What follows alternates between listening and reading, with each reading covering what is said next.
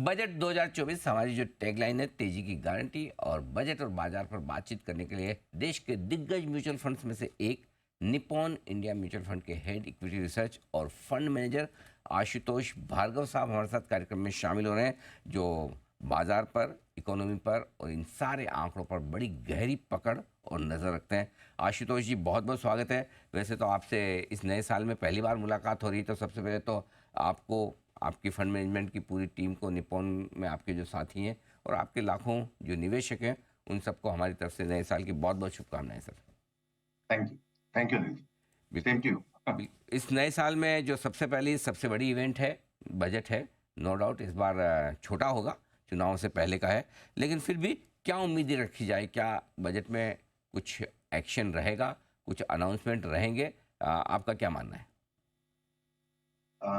धन्यवाद अनिल जी। तो शुरुआत में ये बताना चाहूंगा कि ये जो बजट है, जो 1 फरवरी को आने वाला है, जी ये वोट ऑफ अकाउंट है। जी जो पूरा बजट आएगा, जो इलेक्शंस के बाद, जब सरकार का गठन होगा, उसके बाद जुलाई में इलेबोरेट एक बजट फिर से आएगा। इस बजट में जाते हुए हमें 4-5 चीजों का खास ध्यान रखना है। पहला, मुझे लगता है सरकार का ध्यान रूरल सेक्टर में जो हम खबरें सुन रहे हैं, थोड़ा डिस्ट्रेस है, उसको लेकर कुछ स्टिमुलस वहां आना चाहिए, कि जैसे कि कुछ एलोकेशन पीएम किसान जैसी योजनाओं पे बढ़ सकता है। अ, सरकार इस पर भी ध्यान देगी कि जो इस बार जो अल नीनो की जो घबराहट है, उसके चलते किसानों का समर्थन करना जरूरी है। मैन्युफैक्चरिंग सेक्टर में पीएलआई जैसी स्कीम्स का विस्तार मुझे लगता है इस बजट में देखा जाएगा। साथ ही साथ सरकार का ध्यान ओवरऑल जो केपेक्स है, जो सबसे बड़ा एक ग्रोथ इंजन रहा है पिछले 3 सालों में, इस वित्तीय वर्ष में 10 लाख करोड़ का आंकड़ा सेंट्रल गवर्नमेंट केपेक्स का हमने पार किया है। इसमें 15 से 20% की बढ़ोतरी हो सकती है। तो मुझे लगता है कि क्वालिटी ऑफ द बजट बहुत अच्छी रहेगी, पर हमें ये भी ध्यान रखना है कि थोड़ा प्रेशर पिछले इस साल की अपेक्षा अगले साल रेवेन्यू ग्रोथ पर भी हो सकती है। तो अगर नॉमिनल जीडीपी 12-13% है, तो 15% से ज्यादा रेवेन्यू ग्रोथ एक्सपेक्टेशन करना वाजिब नहीं होगा। और सरकार का एक मुख्य उद्देश्य बजट को लेकर यह भी है कि फिस्कल कंसोलिडेशन पे ध्यान देना है, बजट डेफिसिट पर नियंत्रण करना है। ओवरऑल अगर मैं इस पूरे बजट इवेंट को देखूं, तो मुझे नहीं लगता कि कैपिटल मार्केट्स के लिए इसमें कुछ भी निराशाजनक बात आएगी। और एक लास्ट बात मैं ये जरूर बोलना चाहूंगा, बजट एक इवेंट है, रिफॉर्म डेवलपमेंट एजेंडा ये परमानेंट स्टेट है। और इस बजट को लिमिटेड इंपॉर्टेंस देना मेरे हिसाब से ठीक रहेगा। आपने बहुत ही अच्छे तरीके से ये समझाया। पहली चीज़ तो है कि बाजार के लिहाज से खराब कुछ भी नहीं होगा। नहीं तो जनरली बाजार को वो डर यही रहता है आशुतोष जी कि इलेक्शन के पहले का रिजल्ट है, कहीं ज़्यादा पॉपुलिस्ट बजट हो गया, ज़्यादा लोक लुभावन वाले वायदे और इस तरह के कोई उपाय सरकार ने बताए, तो फिर मुश्किल होगी। वो डरने की ज़रूरत नहीं है। लेकिन एक चीज़ जो आपने कही सबसे इंपॉर्टेंट, इंटरेस्टिंग, जिसके दम पर पिछले बजट के बाद भी बाजार बड़ा भागा था, 10 लाख करोड़ का आपने आंकड़ा बताया कैपिटल एक्सपेंडिचर का, और इसमें आप उम्मीद करें 15 से 20% की बढ़त की। जी। तो सरकार का ये पिछले कई सालों से कैपिटल एक्सपेंडिचर, जो टोटल एक्सपेंडिचर हमारा जो 45 लाख करोड़ का, उसमें इसका शेयर बढ़ता जा रहा है। मुझे नहीं लगता सरकार इसमें कॉम्प्रोमाइज करेगी। और अगर 15% टोटल रेवेन्यू ग्रोथ है और 12 से 13% टोटल एक्सपेंडिचर ग्रोथ है, तो 15 से 20% कैपिटल एक्सपेंडिचर पे खर्चा करना मुझे नहीं लगता कोई डिफिकल्ट होगी। इसमें मुझे ऐसा लगता है खासा ध्यान आगे जाके रेलवे और डिफेंस सेक्टर पे दिया जाएगा। और कुछ सेक्टर जहां अपेक्षा मुझे कम लग रही है ओवरऑल केपेक्स में, रोड इत्यादि सेक्टर्स पे हो सकता है थोड़ा एलोकेशन कम हो, पर ओवरऑल बेसिस पे मुझे नहीं लगता केपेक्स मोमेंटम इस बजट में कम होने वाला है। तो कैपेक्स बड़ा रहेगा और इससे ग्रोथ को आगे और पुश मिलेगा।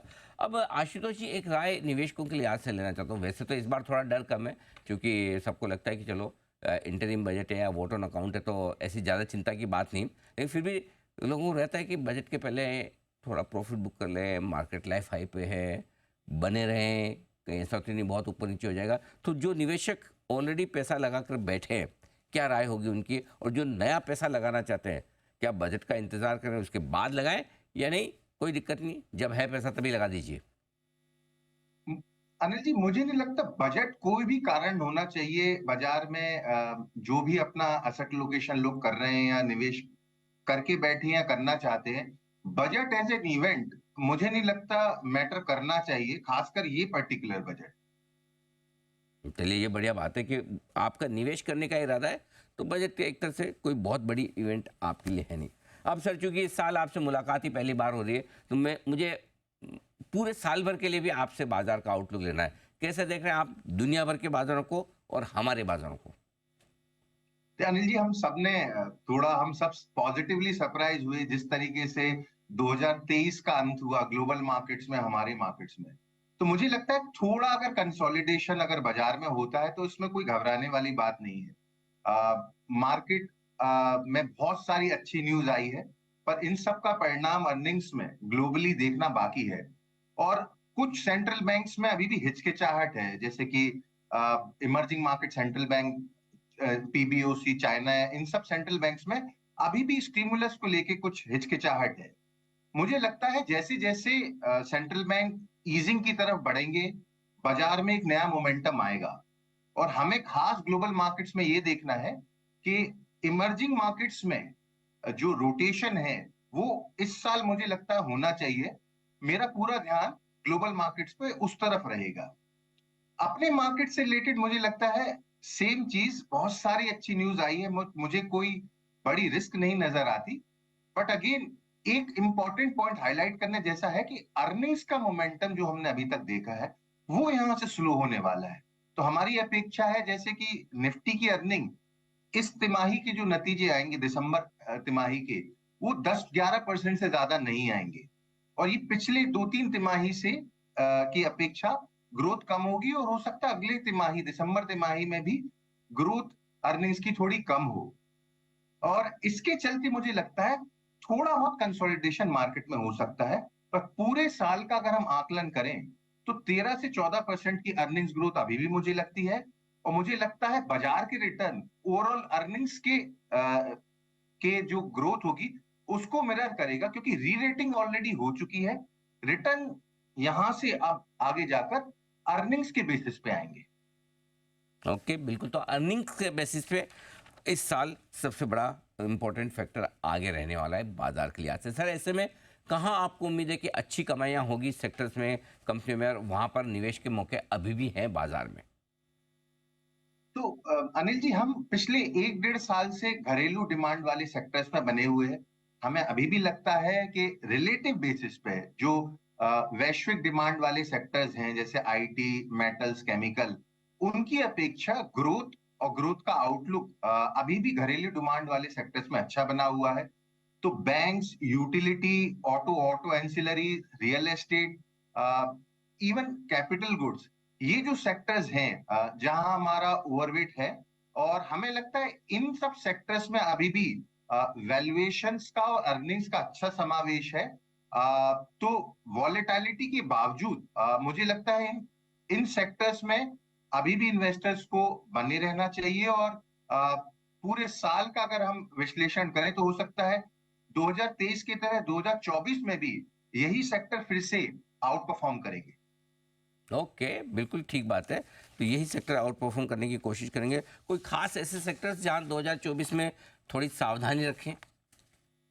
अनिल जी, मुझे अभी भी ग्लोबल एनवायरनमेंट पे, हालांकि बहुत कुछ न्यूज अच्छी आई है, पर अभी भी पूरी तरीके से कॉन्फिडेंस अभी भी नहीं आ रहा है कि किस तरीके का ग्रोथ अनफोल्ड होगा, क्योंकि काफी टाइटनिंग वेस्टर्न मार्केट्स में हुई है। और चाइना में जैसा मैंने कहा कि स्टिमुलस बिल्कुल नहीं आ रहा है, डेटा डिसअपॉइंट कर रहा है, मार्केट नए लोज बनाए जा रहे हैं। तो कहीं ना कहीं जो भी ग्लोबल डिमांड या ग्लोबल प्राइस रिलेटेड सेक्टर्स हैं, मैं दोहराना चाहूंगा जैसे मेटल्स, केमिकल और इवन आईटी। आईटी में मैं आपको बताना चाहूंगा कि इस क्वार्टर में शायद कई क्वार्टर्स के बाद नेगेटिव अर्निंग पूरे सेक्टर का आने की गुंजाइश है। तो मुझे लगता है इन सब सेक्टर्स में थोड़ा टाइम लगेगा। तो इसमें कोई जल्दबाजी ना करें अपना अंडरवेट काटने की या ओवरवेट होने की। फोकस केंद्रित रखें अपना घरेलू डिमांड वाले सिक्लिकल सेक्टर्स। थोड़े ग्लोबल इकोनॉमी से जुड़े हुए शेयरों में रहेगी दिक्कत और वहां पर आप रहें सावधान, ये मानना है आशुतोष जी का। सर बहुत बहुत धन्यवाद आपका, आपने समय दिया, विस्तार से बजट के बारे में बताया, साल 2024 के आउटलुक के बारे में बताया और साथ ही निवेशकों को ये भी बताया इस तरह के बाजार में आपको करना क्या है। Thank you so much sir. Thank you.